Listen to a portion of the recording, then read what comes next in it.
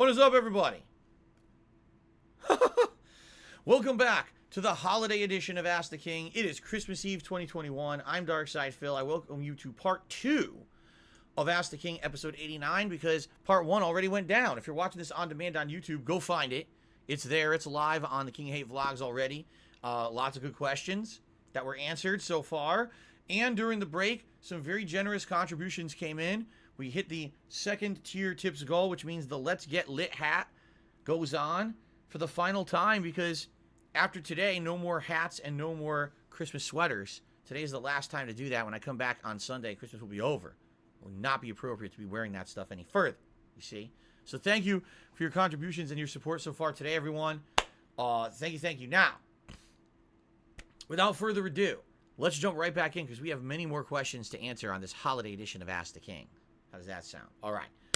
Let's do this, my friends. All right. And by the way, I do see that some people are leaving. I knew some of you would during today's live stream. I said, I know people will be busy with holiday stuff. For all of you who are taking off, have a very Merry Christmas and Happy Holidays to all of you. I hope that you're safe and have a good time, and hopefully I'll see you after Christmas. All right? Okay. Continuing on. Zane asked the following question. We're still in member questions. I'm not kidding. We're an hour into Ask the King. We're still in member questions. If you're not seeing how big of a benefit it is to become a channel member and what priority you get to get your question answered, I don't know what else to say. Okay? Now, Zane asked the following. You made some massive changes to your channel this year on YouTube. YouTube is planning to change up their YouTube gaming for the next year with massive changes like gifted memberships and more discoverability. With that in mind, how do you plan on building your channel and audience up for the following year? It's a good question. It's a valid question. The only problem is I can't really answer the question yet until we actually see concretely what YouTube actually does. And the reason I say that is YouTube has a tendency to promise something, and then when they go to deliver it, they either take forever to the point of by the time that it's actually delivered, it doesn't really matter anymore, or when they deliver it, it's not functional, or when they deliver it, it's half of what they had actually said it was going to be. You see what I'm saying? Like, I would love to tell you right now, oh, with gifted memberships, with new discoverability, here's my plans, and then it all turns out it's nothing like they promised. You see? So I don't want to do that. I don't want to get all of our hopes up that things are going to improve dramatically in one way or another way, and then it doesn't happen, all right? Here's what I can tell you. First of all, I know for a fact that I have some generous viewers who like to gift memberships. Or in the case of the previous site I used to use, gift subscriptions. Every year around this time, there was 2 or 3 people in particular, and it wasn't, even though there's one person that everyone always brings up, right? There were other people as well around the holidays time. They say, man, I'm feeling festive. I'm feeling nice and fun. I actually want to help with Phil's streams. I want to help the whole community as a whole. Yes, this helps Phil, but I like the idea that I'm helping the whole community as a whole. So what I would like to do is actually gift a bunch of subscriptions that helps everyone.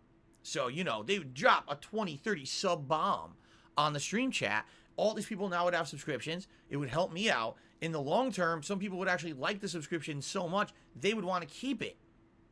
And they would end up extending their level of their subscription, or even upping the level of their subscription long term, because they liked it so much for that little trial that they had. So it's funny because some people say, oh, when memberships or subscriptions are gifted, that's not true support. That's not long-term growth. Wrong. In a lot of cases, it does actually translate into long-term growth and support. If people end up liking it during that trial, then they keep getting it themselves. You see, it does end up actually benefiting in the long term. Remember, when I started on Twitch back in 2017, I had about as many as I got right now when it comes to subscriptions, right? And what happened? Slow growth over the years, people gifting, and every time that there was a holiday that came up and they had September or a holiday Christmas event on Twitch, everyone would get gifted subs, and some people would keep them. And it almost, now I got 400, 500 consistent. Wow. Now I have 600 consistent. Now I have 700 consistent. And it just kept going like that. We're at a consistent level of people who would sub and resub, and then on top of that, more gifted stuff. You see? So what I feel will happen is, and by the way, Justin, thank you. I know, Justin, you just did another tip. I saw it. I will shout it out when I finish answering this question, and we'll get to the next tier of reward here. This is ridiculous. Now the sun's coming out again outside. Hold on a second. This is preposterous. I see the camera. My camera doesn't know what to do with the exposure because outside it's raining, then it's sunny, then it's raining, then it's sunny again. So the camera can't adjust the color properly. You saw my hair was pink, then pinkish, and then white again and pink. So I closed the blinds. Now we won't have that anymore.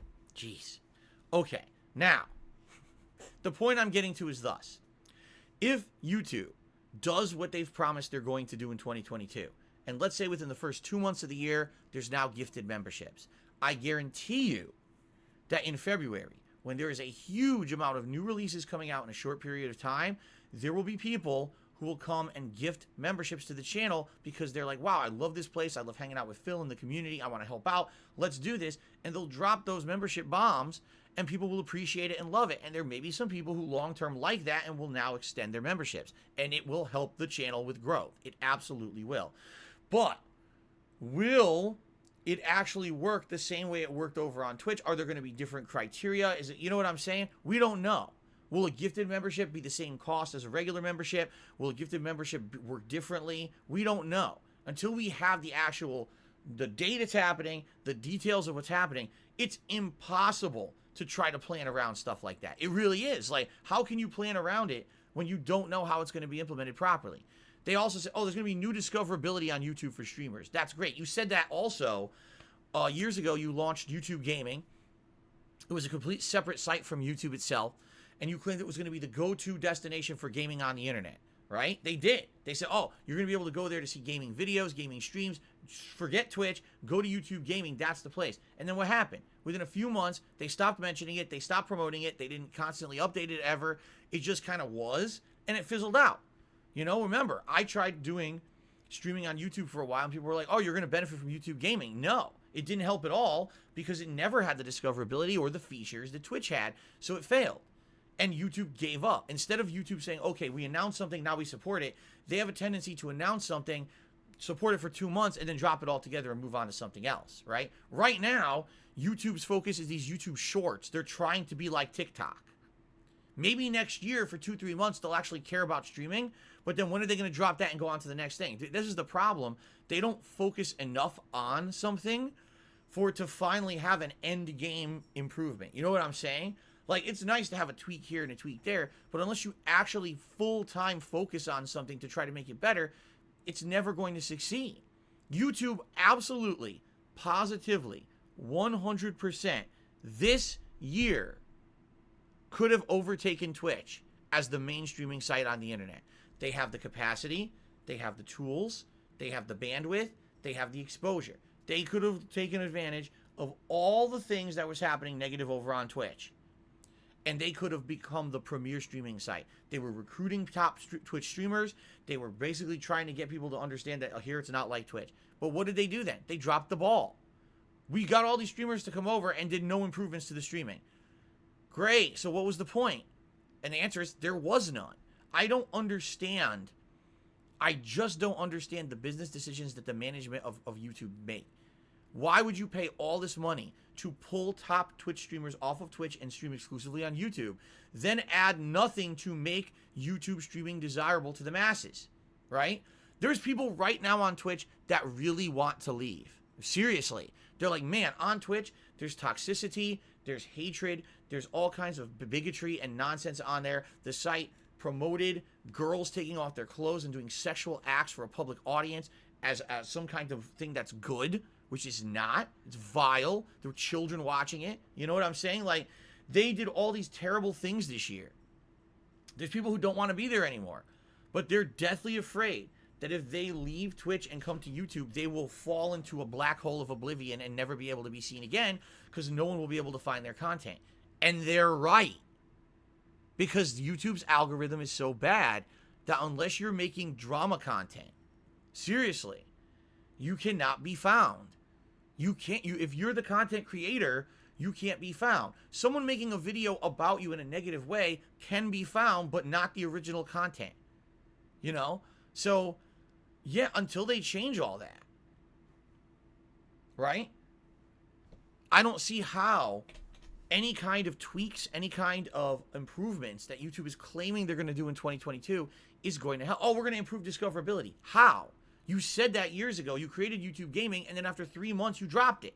So everyone who wanted to stream on your site basically got screwed, right? Yeah. They're like, well, I'm here. At least my following watches me, but I can't get anyone else to find my content. And they've done nothing in all these years to fix that. It's the same thing. So until they fix it, I don't know how they're going to do anything. So that's what I mean. Like, would I like to do big plans for 2022? Oh, man. When gifted memberships launch, we'll do this. When discoverability improves, we're going to do these things to try to get more discovered by a common group of people on YouTube. We don't know any of this. We don't know how it's going to work. We don't know when it's happening. We can't even trust YouTube to do it right. They've let me down so many times over the years. I can't trust them to do anything right. I'll be honest. I just can't. They need to actually start building confidence in creators, that creators would want to come here and have their communities be a part of YouTube. And they just have not instilled that confidence in anyone as of now. Okay? There's potential. There's monstrous potential. And the potential keeps getting wasted and squandered when YouTube doesn't follow through. So let's see let me put it this way. I'm going to approach 2022 with an air of positivity. I would love DSP gaming to explode. I would love DSP gaming to improve and become bigger than it is and actually have more people checking it out than ever before, because I think this channel has that potential. But we have to somehow shake this air of negativity off the channel because YouTube promotes the toxic content over my content. How do I fix that? I don't know, because I don't run YouTube or the algorithm. So I can't fix that. I'm putting out positive content. People are telling me, you're not toxic like you used to be. You're fun to watch. It's personable to watch your streams and have interaction with you. You're not like what everyone says about you. That's great, but how do I get people to know that when YouTube only promotes the content of the people who are saying that about it? I don't know. I don't have that answer. Maybe we'll find out in 2022, right? So Justin did another $41 tip and says, I won't be out tipped by the 1 Minute Man. So let's get Justin up there now. He has now beaten 1 Minute Man with a $41 tip. That jumps us all the way up to $171 in tips, which means, ladies and gentlemen, yes, you get to now vote on the final festive Christmas sweater of 2021. This is the last time you will see a festive Christmas sweater on my streams. Let's do a poll. Which final sweater is the most festive? Is it the Merry as F sweater? Is it the dragon sweater? Or is it the kitties? You choose. Junko is Love says, ooh, it's a tip fight. Are you going to take that 1 Minute Man? 1 Minute Man doesn't, I don't think he's going to play that game. And just being honest, like I've told you guys, 1 Minute Man is someone who likes to support kind of behind the scenes, doesn't interact with anyone on the stream or anything. And when I'm on a stream where I haven't hit a tips goal or whatever, they usually contribute in a big way, which is very appreciated. But I've never seen 1 Minute Man actually snap back at someone and be like, oh no, I want to be top tip or anything like that. I don't think that's happening. Okay. People are voting right now on the sweater. Thank you so much, Justin, for all the tips and pushing us over this goal. Thank you very much. Now, guys, just so you know, anything above and beyond that tips goal would help. The fact that I'm not doing a second stream tonight, I'm not streaming at all tomorrow. Anything else still helps. Don't think, oh, he hit his goal, he's fine. It would help. But the fact that I'm not streaming for the next day and a half, and it's much appreciated. Thank you, guys. Okay, let's continue. Nathan, Mr. Nathan Smith, the regular and a big supporter of this channel, asked the following. If you could choose one game series to come back, what would it be? I thought about this, and I was thinking about all the game series that I've played in the last 10 to 13 years that I've been a content creator. All right? And thinking about that, I was like, man, I really wonder what game franchise. And I was starting to think, oh, what about BioShock? And then actually, if you guys didn't hear, BioShock's coming back. They're making a new one now. Okay, so that's not. Mass Effect. Oh, Mass Effect's coming back. They're making, oh, okay. But the one that I feel was like abandoned, that I don't understand, because I think that the series was great and only really had one small misstep, was Infamous. Infamous 1 and 2 were giant, very successful games. Hugely successful. Okay? Infamous Second Son, not as much. Still, people talk about it to this day and say they liked the game. I personally liked it. I didn't love it. I thought that Infamous 1 and 2 were better. But the thing that gets me is that they just kind of dropped it entirely, remember? They did Second Son, and then they did the spin-off, and then after that, it just ended. They never tried again. And it confuses me that they did that, because I really feel that that franchise had potential, especially, you know, it's been so many years since Second Son. It would be perfect to, like, reboot it or whatever, right? Holy crap, another tip has come in. Ladies and gentlemen, Santa Claus himself just tipped me $42 and said the following.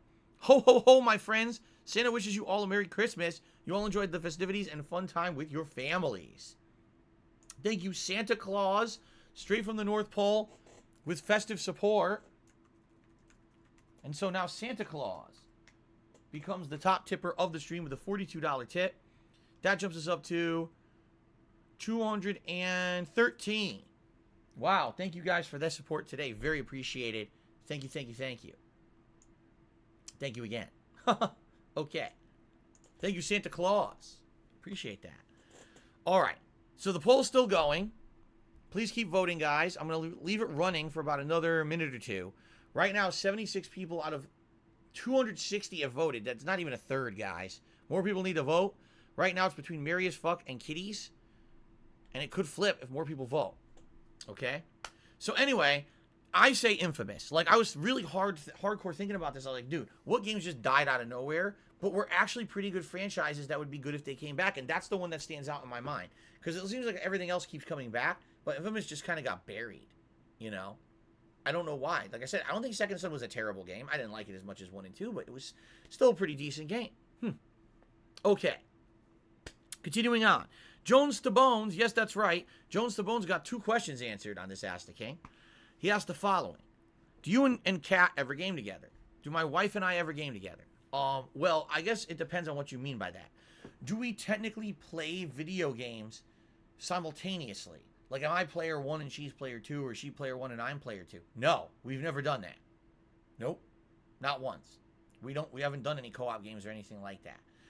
What we do is she'll be playing a game. So, for example, a few months ago, she was playing Far Cry 5, and she was enjoying it, and she would get to a point of the game that was incredibly frustrating, annoying, grindy. Maybe it was late at night, and she just wanted to finish a mission before we were adjourning for the night, and she's tired, like, all right, you know, I'll jump in, and she'll give me the controller, and I'll try to do it or whatever, get through it, you know.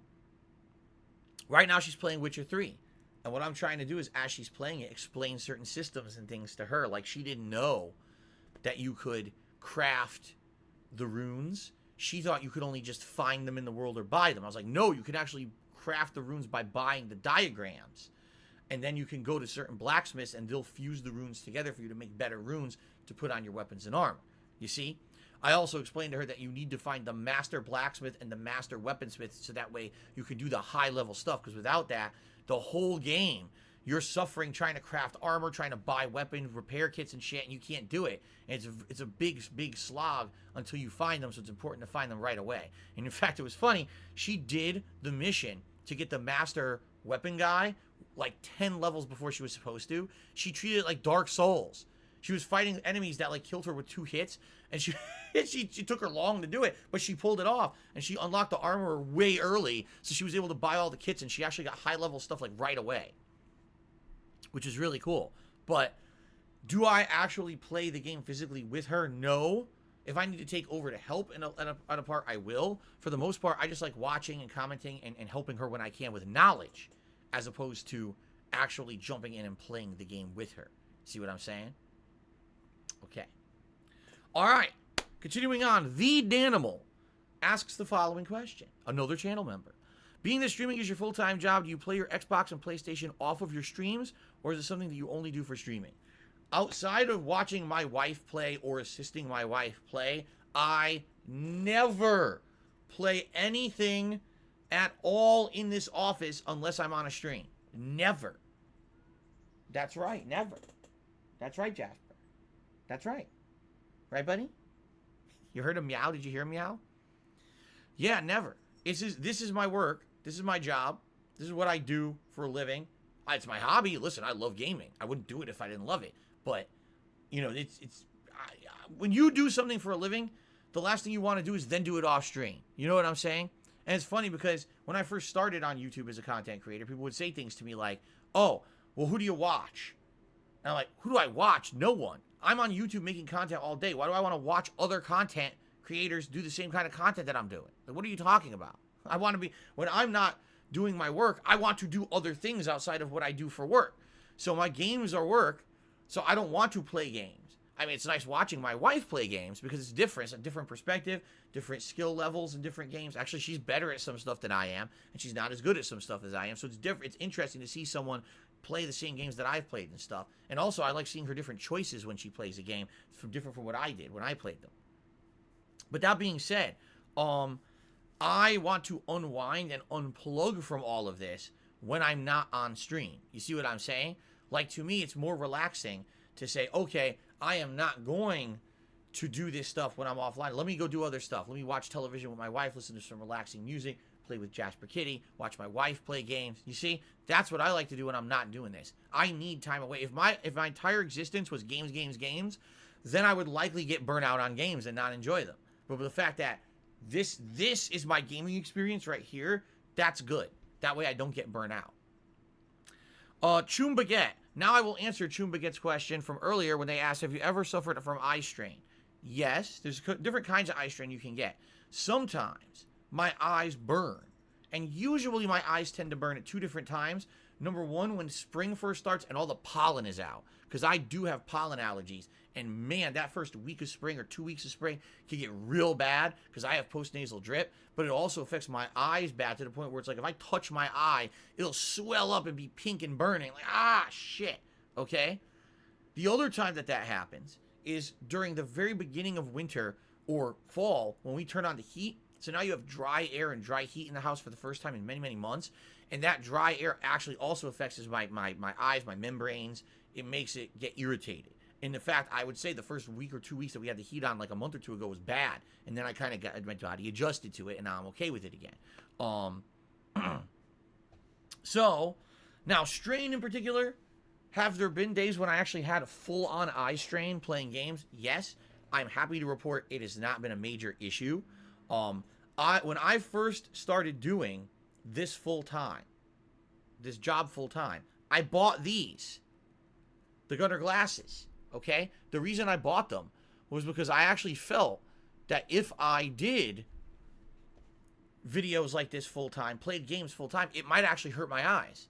Okay? So that's why I bought these Gunnar glasses. And then I'm not even kidding you, I forgot they existed. I did. I completely forgot that the glasses existed, and I proceeded to never use them. These glasses sat in storage for 8 years, because I just started using them this year, right? Or was it last year? I can't remember if it was last year or this year. Whenever I started using them, it was the first time I used them regularly since I bought them. They just sat in their box in storage that long.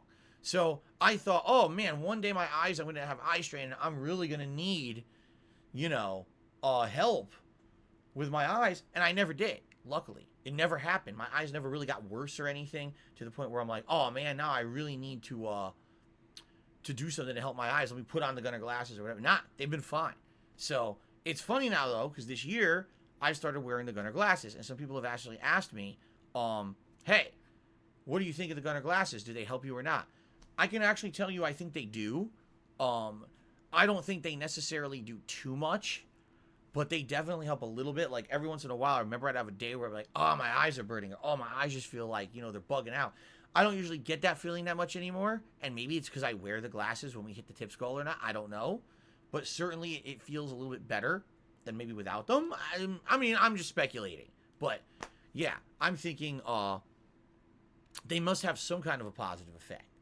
Okay, but do I get total eye strain? Do I have major issues? Luckily for me, I can answer no, I don't usually have that as a problem. Okay? Okay? All right. Cool. It's time for a festive holiday sweater, guys. And it looks like it's going to be the Merry as Fuck sweater. Of course it is. All right, we're doing it. The final festive sweater of the season, guys.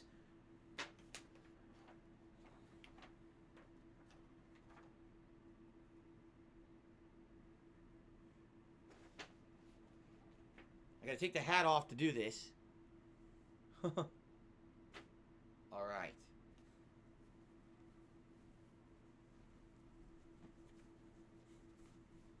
Yeah. You're welcome, Chum Baguette. They just thanked me for answering their question. All right.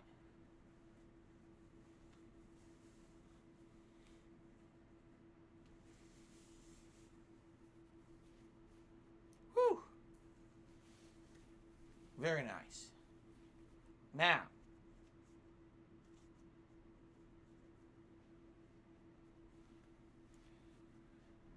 some people seem to be notably upset in the chat that I'm going to wear this sweater. They wanted to see the other sweaters. Okay? Merry as fuck. Here's Santa. Let me show you. Oh, shit. There go my questions. Show his face. There he is. I don't know if he looks merry. He may be, maybe having some negative effects of something else, if you know what I'm saying. Look at his face. Anyway, here's what we'll do. Since people seem to be pretty upset that this was the final sweater of the season selected, all right? We'll do what we did yesterday during the Christmas Marathon event. So if we hit $250 in tips at any time during the stream, then you guys will get to vote again, and I'll do a sweater change. Okay? You get to choose between the dragon and the kitties. All right? That's what we'll do. And then, I guess again, if we hit like $300, then we'll do it again. Okay? By the way, I'm not asking for anything else. You guys have been amazingly supportive today. I'm just saying, people are like upset. They're like, oh shit, I don't want that sweater. This is upsetting to me. I wanted the kitties or whatever. So there you go. Okay. All right, you ready, guys? Ready to continue? All right, here we go. The final question from channel members. Yes, finally. Here we are, 90 minutes into Ask the King. And finally, we're getting to the end of the member questions. From BWT56, he asked the following. Have you ever gone through a stint where every game is just boring or not interesting to you because maybe you have other stuff going on? Maybe you're just not feeling games at the moment? If so, how do you get over it? Because I'm at that point and I hate it. I want to play and enjoy games, but I find myself getting bored quickly or not caring about the game at all, no matter what game it is. Well, a few things. There was one time when I was actually getting bored with my job. Now, my job is games. It was back in 2015 to 2016. I felt that just doing the full-time content creation of just putting out gameplay was getting stale. That's when I decided to diversify what I was doing, and I was going to do KO Gaming, which was the channel with the edited style content, rather than just pure gameplay all day, every day.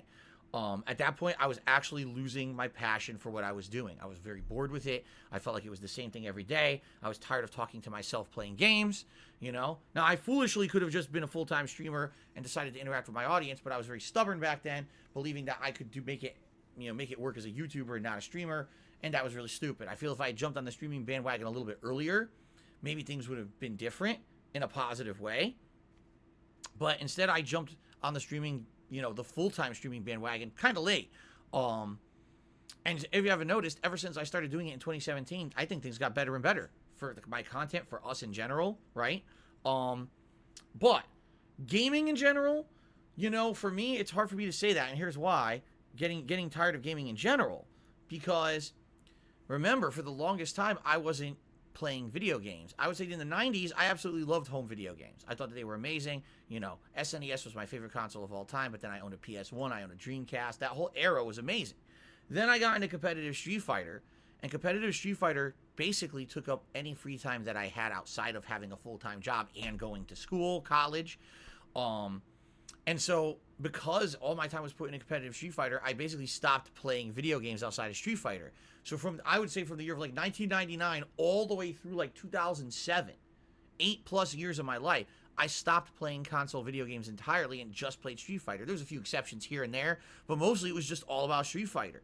Then when I came back from that and I quit competitive Street Fighter in 2007, I re-immersed myself in gaming, and I was blown away by games like GTA 4 and Mass Effect and BioShock. I couldn't believe how good games had gotten in the 8+ years that I had kind of skipped out on them. I came back, I was like, what the hell was I missing? Look at all this amazing gameplay and stuff that's out there now, okay? And then, let's be honest, then in 2008, I became a content creator, right? And the thing is, the reason that I feel that I really enjoy what I do and I don't get burnt out is because, number one, I'm an interactive streamer where we have fun social conversation every day. That social aspect allows me to enjoy what I do a lot more than just playing the game itself. It's hard to get bored playing a game when you're talking with someone, hanging out with them when you're playing it, right? But in addition to that, there's also the factor that I'm a variety streamer. I don't just play the same style of game over and over and over. You understand? Since I play a wide variety of games, sorry, my screen glitched. I reloaded it and now it's working again. Okay, that freaked me out for a second. I was like, what happened?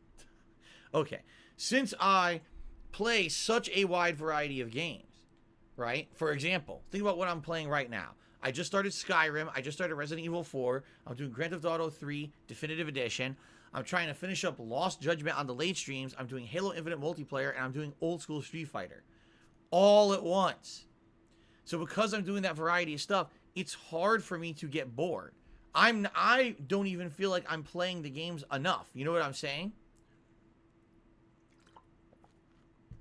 Like, I wish I had more time to focus in and play on the games that I'm playing, but I'm playing so many I don't. You see? It'd be like, if I'm playing a game, man, I play this one so much I'm tired of it or whatever. But I never really get to get that feeling because I'm a variety content creator. Okay? So, no, actually, BWT, I've never felt that games burned me out. I feel that, like, the content creation aspect of playing the games by myself burned me out. So, actually, if you think of it that way, that's kind of similar to what you're saying. You're playing games by yourself. You're not a content creator, right? You're playing the games by yourself. You're trying to enjoy them just on the face value of being a game. You're not sharing that experience with the world. You're just playing it for yourself, and you're getting bored with games. Yeah, I would say I've been there. 2015 to 2016, I absolutely was getting completely bored just playing the games. I needed a change, you know? So, there you go. And I did. I changed for the better. I ended up becoming an interactive streamer, and that actually reinvigorated everything for me. And I have not been bored since then. So, all right, ladies and gentlemen, we now get to move on to forum questions. Yes, finally. Forum questions. First question from the forums is from Eternal Napalm, who asked the following. Are there any boss fights that stick out in your mind as either exhilarating, challenging, or super fun? What makes a great boss design? Well, I would say the best fighting game bosses of all time were the ginormous cartoony ones from the Versus series. Like, I liked fighting a giant Apocalypse in X-Men vs. Street Fighter or a giant Onslaught in Marvel vs. Capcom. Those seemed like larger-than-life fights. They weren't traditional fighting game fights, but they were big epic set pieces with cool music and giant effects and stuff. Those were really neat. In general, like, one of the boss fights that stands out for me is Champion Gunder in Dark Souls 3, because that one beat my effing ass, okay? So hard. It beat my ass. I died for like 2 hours straight, if I remember correctly, right? Before I finally beat the boss. Now, why do I like that boss? I'll tell you why. Even though Champion Gunder beat my ass for 2 hours, I still to this day believe that boss is completely fair. There is nothing unfair about Champion Gunder. He's just a fucking badass. And you have to learn his patterns. You have to master the systems of the game if you're going to beat it. In fact, the first time around when I played Dark Souls 3, I had a bad build. I didn't really understand the systems of the game. I went and got my ass beat for 2 hours. The second time around I played Dark Souls 3 years later, I had a better build because I understood it. I knew the systems of the game, and I beat him relatively easily. I think it was the second shot. I think he did beat me once, but I think the second try, I killed him. And everyone at that point was built up like, oh, this is going to take 4 hours, and I beat him. You know? To me, those are meaningful experiences, because when you have something that you can overcome, right? Oh, man, something's kicking my ass or whatever, and you can overcome it, that becomes synonymous with something great for me, and it makes me feel like something special happened in the game. A big overcoming moment, right? When fucking Ludwig beat my ass 100 times, everyone laughed. When I went back to that DLC later in Bloodborne, and I kicked his ass, not once, but twice. And then I went on to fight the Orphan of Kos and all that. That was really good shit, right? That's some of the best, coolest stuff that I felt like I overcame in many, many, many years. So that's what I would say. That's some of the stuff that I feel was some of the most meaningful boss fights I ever did. Now, what makes good boss design? To me, good boss design is that there's challenge. The boss isn't a pushover, but the boss is fair. As long as you stick with it and you learn the abilities of the boss or the patterns of the boss, you basically can adapt to it and you can beat it. Whether that means becoming able to react to what the boss is doing and counterattack it, or whether that means actually finding the boss's weakness and attacking the weakness. All right, what I don't like about a boss is a fucking puzzle boss. I've said it 4,000 times in my whole fucking career. I hate puzzle bosses. A boss that everything you've learned up to this point in the game is meaningless. Forget all your abilities. Forget all your weapons. They all suck. They don't do shit. You need to find a specific little thing to do to that boss in order to beat it that's only specific to this particular fight of the game, because that's how they programmed it. It doesn't matter how good you are at the game. You need to learn the secret of the boss and unlock the puzzle to defeat the boss. That, ladies and gentlemen, in my opinion, is bad game design. And in layman's terms, it's called something like bullshit. I hate it. Give me a game where it's... Oh, shit. Give me a game where it's tough because it's something that's a tough pattern you need to learn, or because you need to employ all of the skills and abilities you've learned up to that point in the game. Now, I hope you liked the game up to now. Too bad. Now the game is something completely different just for this boss. Fuck you. Waste your time learning it just for this boss. By the way, after the boss, forget it. You'll never need to know that ever again. I hate that shit. Those are the worst bosses ever in gaming history. Dark Maggot, what's going on? Dark Maggot just gave me $20. It says, Merry Christmas, Phil. Shit. Merry Christmas, Phil. Thanks for all the good times and many more to come. Question, apart from Minecraft, what's the one game that you've enjoyed more than you expected? Hope that you eat a lot and have a great time. Stay safe, everyone. I will. I'm going to have a lot of Chinese food tonight, that's for sure. And tomorrow, it's going to be good food. But, thank you for the tip. By the way, now we're $17 away from a sweater swap. When we hit $250, you guys can vote and we can do a sweater swap. Okay? Unlike, besides Minecraft, a game that I enjoyed more than I ever expected. Well, let's think about this. What games have I played that I maybe had no exposure to, knew nothing about them, and then when I actually tried them, ended up being very entertaining and ended up becoming ongoing sessions? I can tell you one just from this year, Microsoft Flight Simulator. I had never done anything like that before, a straight up sim of anything, right? And flying around the world, okay? Flying around the world, seeing all these cool landmarks, these different cities, learning the history and things of these areas as we traveled to them, and having fun interactions with you guys, right? That was awesome.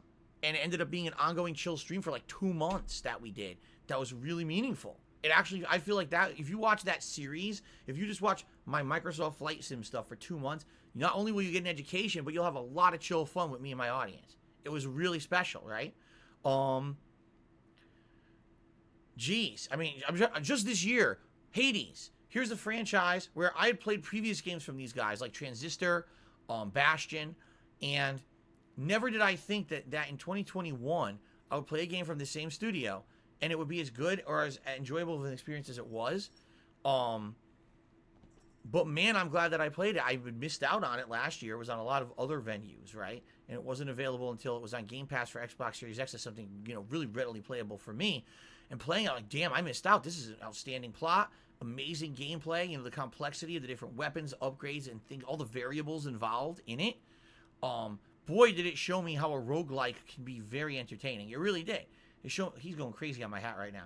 It showed me that a roguelike can be super entertaining. When previously, my only other experience with roguelikes was like Returnal. And I thought that game was so underwhelming and disappointing. But why you got your butt on my head?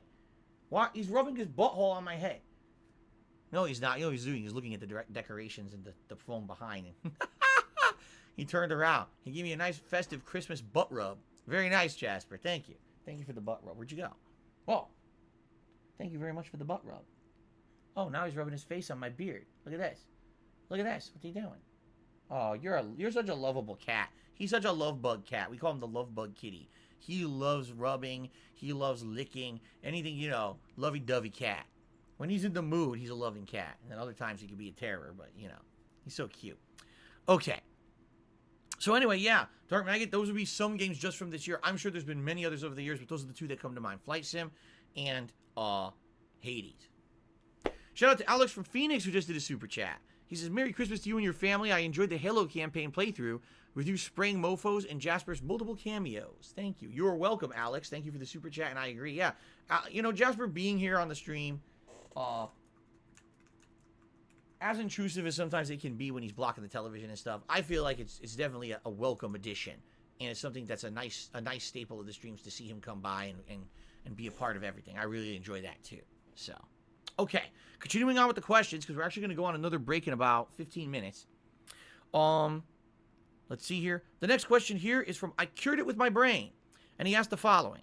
With Knights of the Old Republic now being remade, would you prefer that they keep the same plot, story, and characters and just update the game mechanics and graphics? Or are you open to changes to the story and plot and characters? All right, let me put it this way. I am actually 100% okay with changes to the plot or characters of a classic game like that, as long as it is made clear up front that they are doing so, okay? Allow me to give you the exact reference I'm making here. Final Fantasy VII Remake. When they said they were remaking the game, they presented it, advertised it, and pushed it, saying they were literally remaking Final Fantasy VII with modern gameplay elements and graphics. They never, ever said they were changing the story. Their impression they gave everyone was this is a straight-up remake. It's the same game, only now it's for modern audiences because it's better visuals and gameplay. They'll like it a lot more now, right? That's great. But now, we're changing the whole effing game. Now this isn't even the same plot because now this is a what-if scenario. If there's an alternate dimension and this is a different version of those characters from another dimension and they're crossing from dimension to dimension, and what if everything changed in the plot? And here's why that pissed me off, honestly.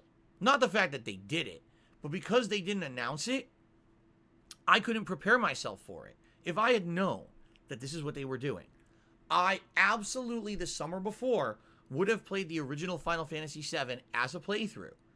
So I would have had the knowledge needed to understand all of the references and things in the game and understand what changed from the original game to the remake. But they didn't. They literally lied. They told everyone it's the same when it wasn't. So everyone goes into this game expecting this is going to be the same as Final Fantasy VII. And for the most part it is, until the end, and then at the end, the last few hours is completely different and changes the plot in its entirety, and you're like, what the fuck just happened? What am I playing? I've actually literally been lied to. The entirety of this game was being developed and advertised. Why couldn't they have been truthful? Okay? So if they were making Knights of the Old Republic remake, and by the way, just so you know, we're changing plot elements, we're changing the plot, so it's a refreshing new game. Good, thanks for telling me. Now I'll go play the original. I'll know what happened in the original, so when I play the new one, I can understand the differences and the references. Not, I'm halfway through the game and now I'm confused as fuck because you changed stuff and I don't know what's going on. It was just a really bad way for them to do it. They literally could have just been transparent, and that pissed me off. I'm okay with them changing stuff as long as you know ahead of time, okay? I think I can open my blinds again. I think that the sun's gone. Maybe. Oh, yeah, it's gone. It's full clouds again. Whew. Oh, okay. Continuing on. Next question is from Dripster866. He asked, have you ever quit a game because of a boss fight was hard or you had to do mad grinding? Yes, there's two games that come to mind. Both RPGs. One is the infamous Persona 3 playthrough, where I didn't know what I was getting into playing Persona 3. I didn't understand that a lot of the mechanics were way more outdated than Persona 4. I had no idea that the final boss was an insane hour-long grind. I just didn't know that.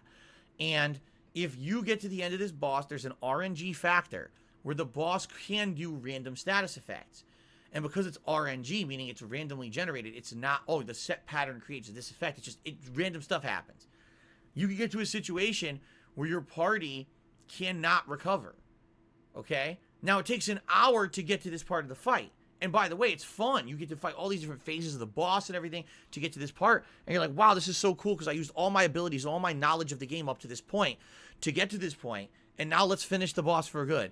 Oh, random status effects. Oops, half your characters can't move. The one character that can restore it is confused and they can't fix it. So you're fucked, dead. Okay, replay from the start. Wait, what? There's no checkpoints. Redo the whole boss fight from the start. Takes an hour to get back to that point. Okay, maybe it was just bad luck. So I go through again, and I do this, and I get to the end, random status effect. You're fucked. What the fuck is this? Even when you know what's coming, you can't actually equip enough stuff to your party to stop the randomized status effects. You can stop 1 or 2 status effects. You can't stop every status effect in the game that's randomly generated from happening. So because of that, at one point, you're going to get fucked. Now, the funny part is I've heard some people got right to the end of Persona 3 and beat it on the one go because they didn't get a bad combination of status effects and they just, whoop, done, they love the game. For me, it wasted so much of my time. It was an entire stream. 2+ hours of going through the boss fight again and again to get to the end and get screwed. I quit. I rage quit. I said, I'm not doing this. This is a waste of my time. I'm too frustrated. Maybe I'll come back at some point and I'll beat it. And I did. I actually did come back. And I beat it, what was it, like a year later? But most people will actually never admit that. Some people to this day say, oh, you rage quit Persona 3 and you never beat it. But I did. I went back and I beat it much later. What? They don't know because they're stupid. They never went back to actually find out that, yeah, eventually I cooled down. I wanted to beat unfinished games, and that was one of the infamously unfinished ones that I had done. And I went back and I beat it. Okay? Now, compare that. All right? Compare that with something completely different, okay? Compare that with something completely different. Final Fantasy 13 3 Lightning Returns, okay? Just listen to how fucked up and stupid this game is. The entirety of the game, you can be playing a certain way and coast right through it, no problems. You get to the final boss. For some reason, excuse me, for some reason, just the final fight of the game is like a 15 to 20 level jump from everything else right before it. Just that fight, nothing else. So everything you've done up to the end of the game, you can coast through. And then when you get to the final boss, you can't beat it. The game actually expects you to go back to the next to last area and grind, not for 1 hour, not for 2 hours, but for 5 to 10 hours to gain the levels necessary to then go back to the final boss and beat it and see the ending. Now, if the game were good, maybe I'd be like, oh, okay, another 5 to 10 hours of grinding, cool. I'll relax, I'll chill, we'll go through it, and we'll have a good time. But the game sucks, right? The game is absolutely terrible. It's the worst of the 3 Final Fantasy 13 games. The combat is not as good as the previous 2. The game itself runs like shit. It's just not a great game at all. The plot is god-awful. So for you to have to go, wait, I suffered through this entire game. I played it for like 40 to 60 hours to get to this point. You expect me to go back and waste another 5 to 10 hours because you couldn't scale the boss properly to the rest of the game because you're a lazy game developer? Are you out of your mind? So guess what I did? I said, fuck this. And I watched someone else beat the game on YouTube. Live. Yeah. I actually played the end of someone else's playthrough on YouTube to see the ending. And what the hilarious part was, the ending sucked. The ending was fucking terrible. And I was like, I'm glad I didn't waste my time grinding 5 to 10 hours to see that terrible fucking ending of this game. And I just ended my playthrough and said, fuck this, I'm never playing it ever again. And I do not regret it. That game is terrible. So there you go. All right, one more question, and then we're going to go on a break. The next question is from Stefania Gaming, who asked the following. Hey, Phil, my brother and I went to take out the trash. No, wait a minute, let's try this again. My brother and I went to take to the trash some things that we had when we were kids, like some toys and such. Some of my dolls look so vintage that I might decide to resell them. I was curious about which type of toys or retro stuff you had when you were a kid, and also, what would you do with your friends to pass the afternoons? You know, like besides just going to arcades, did you actually play any sports or anything like that? How did the Phil from the 80s and 90s spend his time? I remember my classmates hooked up to Tamagotchis, but that was a bit later. One last thing. Did you ever get Masters of the Universe toy that looks like a buffed up glowing skeleton? It's so funny. It looks absolutely ridiculous, and I have it here for my brother in a cardboard box, and waiting its demise. It's from the 1980s. I'm curious if you had it at some point. So as I was growing up, I went through like literally every phase of toys. My first toys were like He-Man. Then I went on to like Transformers, G.I. Joe. Then it went to the Teenage Mutant Ninja Turtles, right? I'm sure there's more stuff in there I'm forgetting. Then after that, X-Men action figures. And then after that, it went kind of like Spawn figures. But then the Spawn figures I didn't really want to play with because they were more like works of art than toys. And that was really the end of when I was playing with those kind of toys.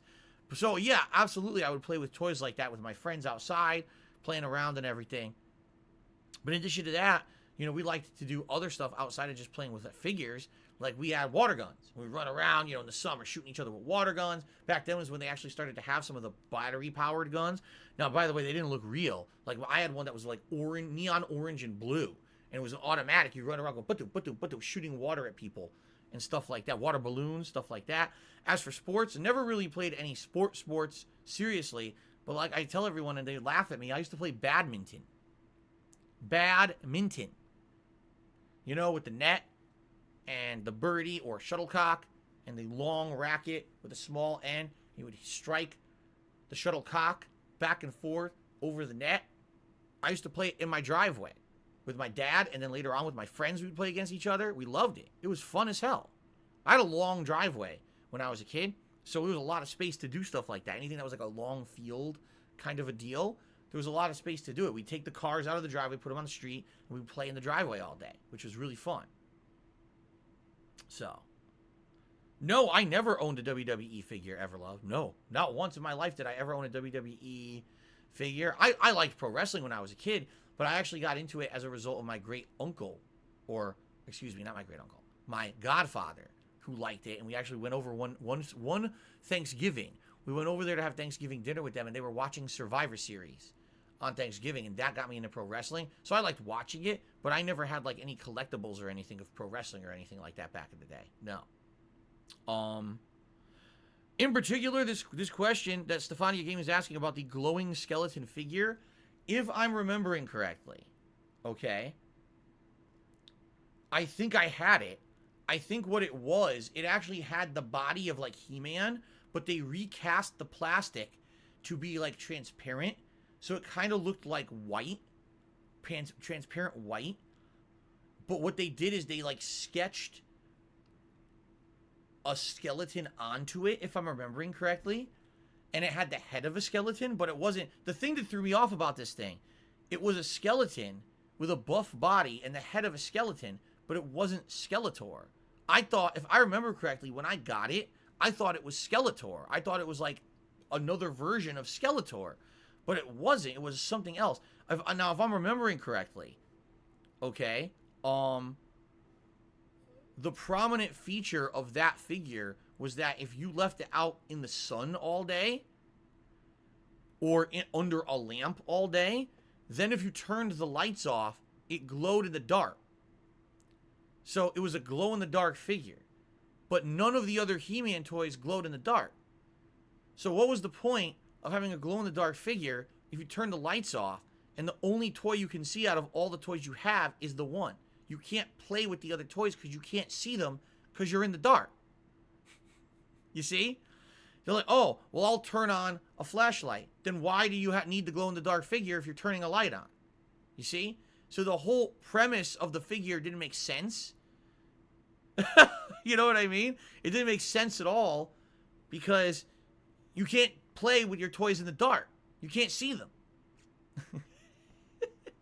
Anyway, I think, if I'm remembering correctly, I think that's what it was. It glue in the dark.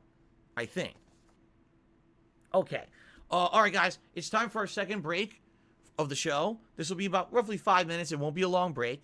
All right, when we come back, it'll be the finale of Ask the King. We basically have just a small amount of forum questions left, and we have a few Twitter questions, and that's the show. So, depending on time, maybe we'll have a little bit of extra time to ask some Q&A to this chat or not. But, all right, guys, thank you so much. Great stream, great support. Everything's great. If you're watching, live on stream, it's going to be a short break here on the stream. If you're watching on YouTube on demand, there should be a third and final video for this episode 89 of Ask the King. Okay, guys? Thank you so much. I'll be back shortly with the conclusion. Very nice.